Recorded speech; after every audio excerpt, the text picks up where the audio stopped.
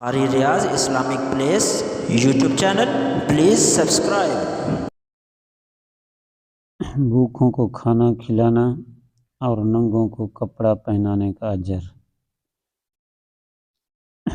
عن ابی سعید الخدری رضی اللہ تعالی عنہ قال قال رسول اللہ صلی اللہ علیہ وسلم ایما مسلم کسا مسلما ثوبا علی عری کساہ اللہ من خضر الجنہ وَأَيُّمَا مُسْلِمٍ أَطْعَمَ مُسْلِمًا عَلَى جُوعٍ أَطْعَمَهُ اللَّهُ مِنْ ثِمَارِ الْجَنَّةِ وَأَيُّمَا مُسْلِمٍ سَقَى مُسْلِمًا عَلَى ظَمَإٍ سَقَاهُ اللَّهُ مِنَ الرَّحِيقِ الْمَخْتُومِ رواہ ابو داود و ترمذی۔ حضرت ابو سعید خدری رضی اللہ تعالیٰ عنہ فرماتے ہیں کہ رسول اللہ صلی اللہ علیہ وسلم نے فرمایا، جب بھی کوئی مسلمان کسی مسلمان کو عریانی کی حالت میں کپڑا پہنائے، یعنی کسی مسلمان کے پاس کپڑے کی قلت ہے، کپڑے نہیں ہیں، اس کو کوئی کپڑا پہناتا ہے، کساہ اللہ من خضر الجنہ، اللہ پاک اس کو جنت میں سبز جوڑے پہنائیں گے۔ جنت کے اندر جو کپڑے ہوں گے نا ریشم کے، ان کے مختلف رنگ ہوں گے، بعض سبز رنگ کا ریشم کا کپڑا ہوگا۔ تو اللہ کے رسول صلی اللہ علیہ وسلم فرما رہے ہیں کہ اللہ پاک اس کو جنت میں سبز جوڑے پہنائیں گے، جنت کا لباس پہنائیں گے۔ یہ تو قیامت میں اجر ملے گا، دنیا میں بھی اللہ اس کا اجر اور بدلہ عطا فرمائیں گے۔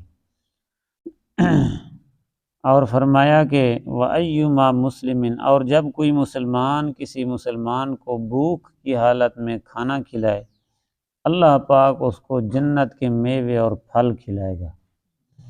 اور جب کوئی مسلمان کسی پیاسے کو پانی پلائے تو فرمایا کہ اللہ پاک اس کو جنت کے اندر جو شراباً طہورا من رحیق المختوم، جو ایک نہر ہوگی، اللہ پاک اس جنت کے پانی سے اس کو پانی عطا فرمائیں گے۔ آگے دیکھیں، دوسری حدیث ہے عن ابی موسیٰ قال قال رسول اللہ صلی اللہ علیہ وسلم اطعم الجائع وعود المریض وفک العانی۔ نبی کریم حضرت ابو موسیٰ اشعری رضی اللہ تعالیٰ عنہ فرماتے ہیں کہ رسول اللہ صلی اللہ علیہ وسلم نے فرمایا، بھوکھوں کو کھانا کھلاؤ اور مریض کی عیادت کرو اور قیدیوں کو رہا کراؤ۔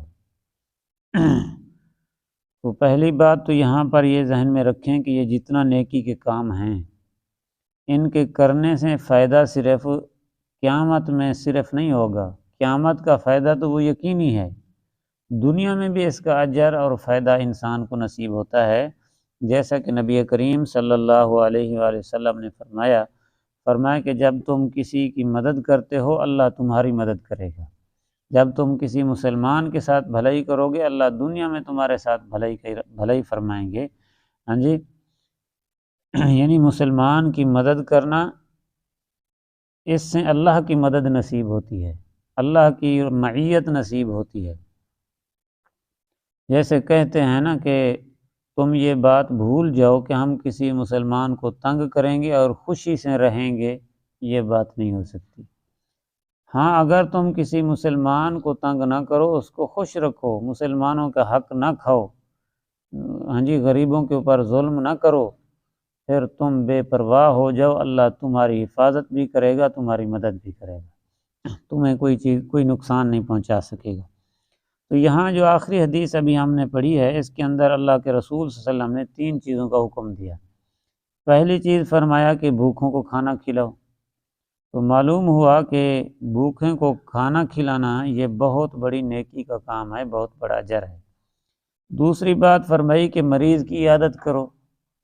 مریض کی عیادت کا کیا مطلب ہے؟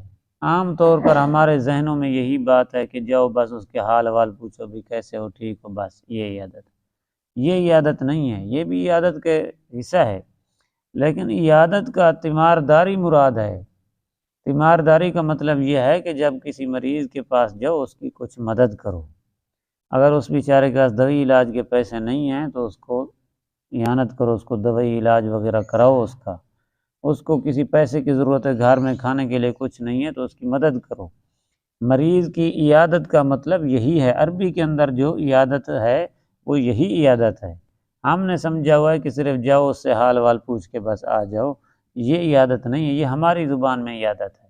عربی میں جو اللہ کے رسول صلی اللہ علیہ وسلم نے جس عیادت کا حکم دیا ہے وہ یہی ہے کہ اس کی خیر خیریت بھی پوچھو، اس کو دعا بھی دو کہ اللہ باعث طہورا انشاءاللہ، تم پریشان نہ ہو، اللہ تمہیں شفا دے گا، تسلی بھی دو اس کو، ساتھ ساتھ اس کی اپنی حیثیت کے مطابق مدد بھی کرو۔ وفق العانی، اور قیدیوں کو رہا کرو۔ اگر کوئی مسلمان ناحق قید ہیں کسی جگہ پر تو ان کی مدد کرو، ان کو رہائی کا، ان کے لیے اگر پیسے خرچ ہوتے ہیں پیسے خرچ کر کے ان کو رہا کرو، یہ بہت بڑا نیکی کا کام ہے۔ دعا فرمائیں کہ اللہ پاک ہم سب کو عمل کی توفیق نصیب فرمائے۔